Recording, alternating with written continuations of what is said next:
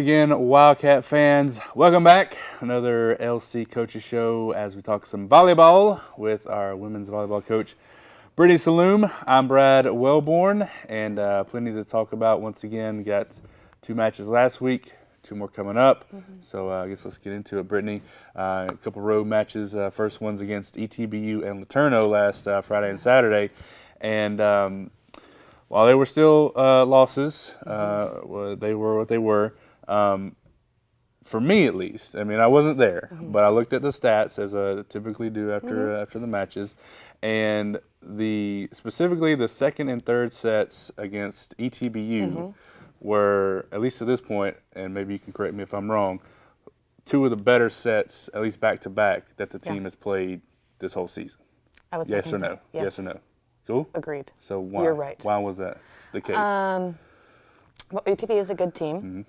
So it was the first time I think the girls pushed their boundaries a little bit, and just pressed and didn't let up and didn't let a 1-point or a 2-point or a 3-point, whatever to be the case, run, make them collapse in on themselves. Instead, they pushed through that, and we had a couple people, Sadie Jones in particular, who up to this point hadn't really shined, and she really did. She turned it on for this weekend and really helped. I mean, she helped us a ton at the net. So when you get each person to carry their weight, it definitely helps you find some level of success, even though we didn't take a win away from it. She helped to carry her teammates. So. Right.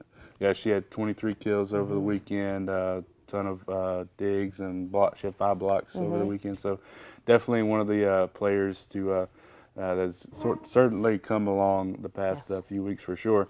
And then on Saturday, you guys headed over to Laterno, and while it wasn't the first, you guys got another set victory, which is very exciting. So obviously building on something. So talk about that that match in particular. The first set was a train wreck, absolute train wreck. Made some changes in the second set. We had Brennan, who I guess I'd really describe as a setter for us. I put her on the outside to hit, and she found success there. Again, Sadie was integral in that set.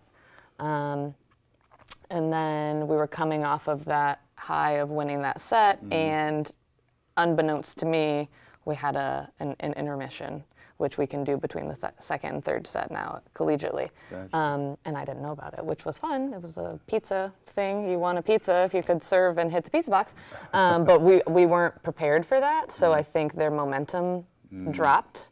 Because it's 10 minutes. So they're used to going from one side of the court to the other and just getting right back onto play. And so they had a 10-minute break to sit. That is certainly not the reason we didn't win the next 2 sets, but I think it was a contributing factor in that they struggled to maintain what they left the previous set with. So a frustrating loss, which primarily all of them have been. Right, but I told the girls yesterday, if we win one more set, we technically have won a match. That's a good way to look at it. Yeah, I guess. Very, very true. So wow, that's very smart. So okay, so moving to this week, you guys back on the road to Tyler and to Dallas on this Friday and Saturday. Teams we've already played once. 2 of the elite programs, certainly in the conference. So, is volleyball? I'm still kind of learning a bunch about the game as well. Is volleyball one of those things where once you've seen a team once, you can kind of say, oh, they like to do this, they like to do that, and then you can kind of adjust accordingly? Absolutely.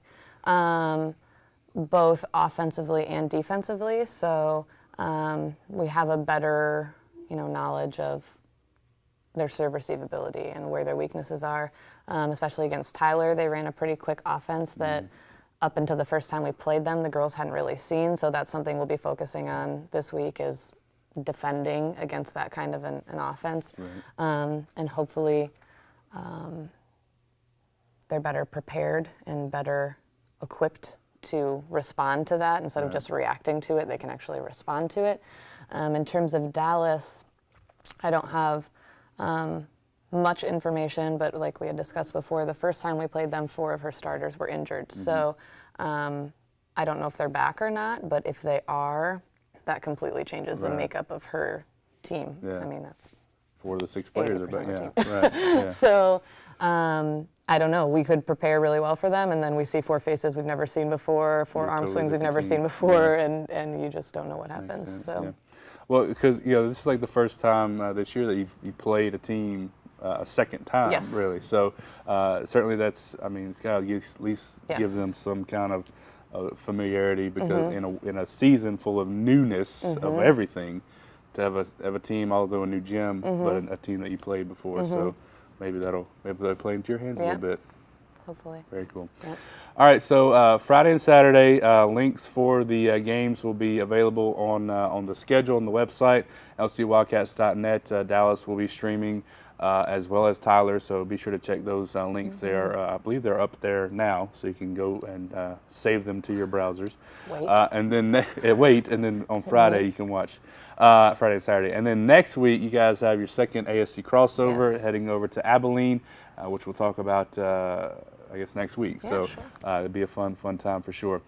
Brittany, thanks so much for joining us once again. You can follow them on Twitter. They're on Facebook as well. Links to all of that is available on our website and our Facebook as well. So I'm Brad Welburn for Brittany Salloum. We'll see you next time.